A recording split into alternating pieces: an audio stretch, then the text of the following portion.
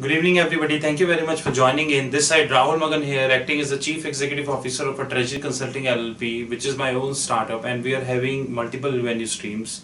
Today, we're going to speak about very interesting topics, and I hope you might have heard somewhere in the media, which is trade finance, structured payables. Now, this is a very important topic, and this is getting very famous nowadays as the Indian companies is getting globalized. But before moving ahead, let me give you a small description of what do you mean by trade finance. Now, trade finance is nothing but trade finance means a set of rules which governs the finance across the globe. Rather than using the term across the globe, I should use the term set of rules which governs trade as per UCP 600, right? Uniform Custom Practices. Now, over the period, the trade finance has changed. Now, there was a time when the entire globe used to have at barter system. Now we went into the open account. Then we went into the letter of credit. Then we went into the bank guarantees, and then we went into the documentary credit, and then we went into this supply chain financing. Now, this hierarchy is getting increases, and today we are talking about a very latest topic, which is structured payables. I hope you people heard about two words, which is very carefully in the media, which is factoring and forfeiting.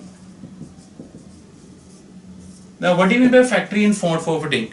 Factoring and forfeiting is nothing but either surrendering of your receivables to a bank at a discount to get the money. So, sitting today, if SL Technologies Limited, Cognizant, Genpact, Accenture, WNS, Capgemini, if they have huge amount of foreign currency receivables, so what they are going to do, they are going to surrender this receivable to the banks and they will get the money. How this would help? This would basically increase in the DPO. This would basically give a better DSO, which is Days Sales Outstanding. You will get the money. You are able to protect the exchange rate management and so many stuff. Now, this is all about receivables. Of course, this holds on the other side as well. Now, if you talk about on the other side, we have a technique which is known as structured payables. Now, what do you mean by structured payables? Now, structured payable means, now here I am assuming a fake company, not a fake company, we are assuming a company, say L&T. L&T is a big company. They have business, they have every kind of business. You tell the business which they are not doing. They are doing every kind of business. Now, suppose L&T is, and we understand they have a big power, not power, purchasing power. Now, L&T is talking with the bank, which is say JP Morgan. And L&T is saying that every year I am buying approximately $1 billion of variety of stuff. And you can assume your engineering stuff, your your softwares and whatever, and etc. The total amount of buying power is approximately $1 billion, which in INR terms is approximately 6,700 or approximately 6,500 or 6,750 crores. Right? Now they are coming to JP Morgan and saying we are having a set of vendors. Now what you do, you turn out to be in agreement with the vendors. And what you do, you start monetize their receivables. So what is that? L&T, suppose L&T Engineering is making a big power plant in Dubai, and for that they bought the wires, cables, spanner, meters, motor starters and anything of 600 million. Now this is an invoice which they raised to their vendors. Now L&T will go, now this is an invoice, L&T will go to his bank and say you have a vendor, suppose this vendor name is BSCS. You have a vendor BSCS and BSCS will monetize this invoice with you. So at $600 million, you were going to invoice say $596 million, $400 million is the discount. Simple. Now JP Morgan is doing all this only for L&T. If any simple people except L&T will go to JP Morgan, JP Morgan won't even entertain to that party, but JP Morgan is only doing for L&T. Now JP Morgan say I will discount this. Of course I will charge some discount, and in structured payable program there is some fees as well. You have to have some kind of lines with the banks for that, because without lines you cannot do so. Now there is an issue in that. This seems very simple. Now $600 million is directly payable by L&T to JP Morgan. This vendor goes away. Now BSCS discounted it, they got $596 million, they got away, it is between L&T to JP Morgan. It is a kind of bias trade, straight away. If we go, it's a kind of proxy bias trade. Now in this, JP Morgan, L&T will agree to JP Morgan, suppose L&T is dividing into tranches, 180 days, 270 days, 365 days, and I am guessing 2 years. It's a kind of proxy bias criteria. Now what are the various benefits of the structured payable programs? Number one, L&T need not to pay right now.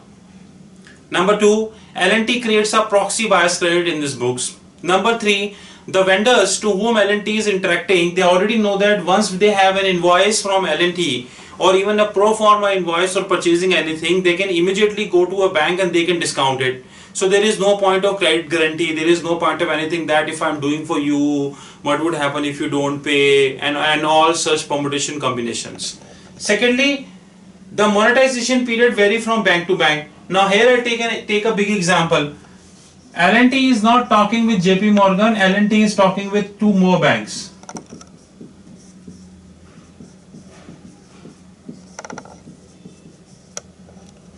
JP Morgan, Citi, HSBC and Standard Chartered Bank.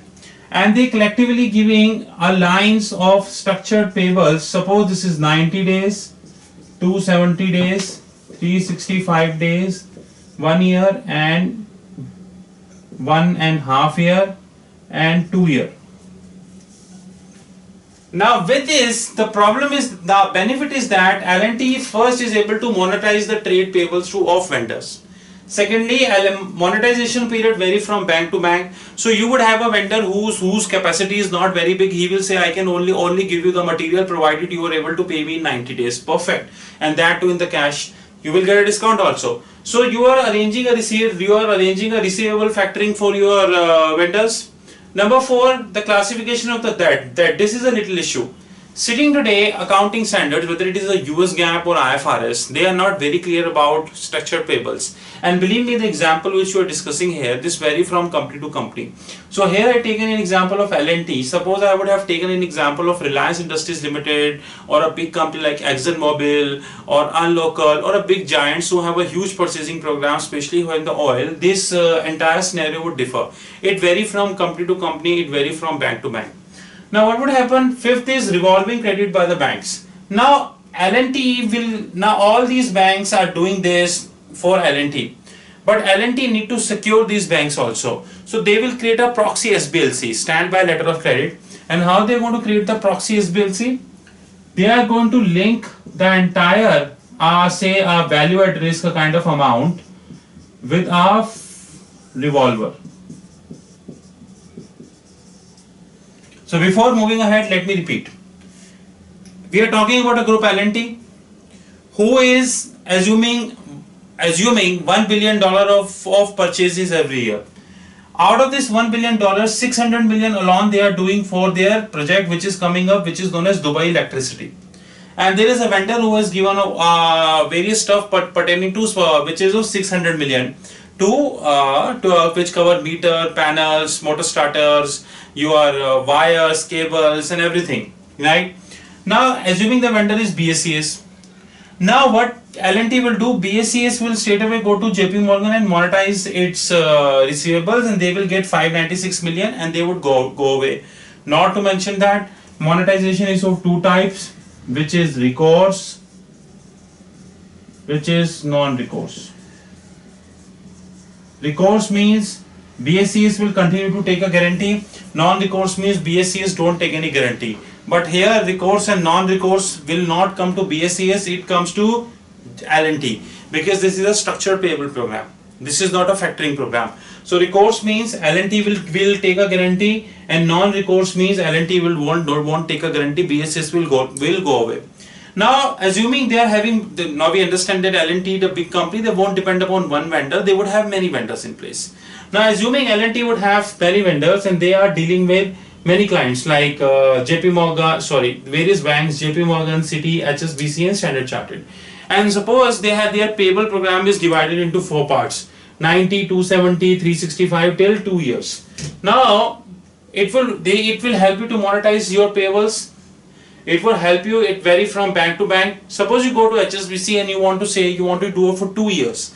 HSBC will say no. Of course they will say no. Standard Chartered say I'll do for 2 years. JP Morgan say I do only for 1 year. HSBC will say maximum I can do is 275 days. Nothing more than that. So you can create a panel of the bank and you can do. Fifth, you can classify the debt. Now accounting standards, both US GAAP and IFRS are not very sure how you are going to take it. Would you be considered as a trade payables or would you be considered as a debt? Again, both short and long. This is something which is still a matter of concern. Companies are talking about that. Fifth, you will create a revolver guarantee, and suppose this revolver guarantee you taken from an international bank. This is GS. GS stands for Goldman Sachs. Now Goldman Sachs say to all these banks, because you are directly monetizing, which is structured payables, if L&T won't pay, I will pay. This is a kind of proxy SBLC. Proxy stand by letter of credit. Last, you have improvement in the DPOs. DPO stands for days payment outstanding. And last but not the least, you have exchange rate management.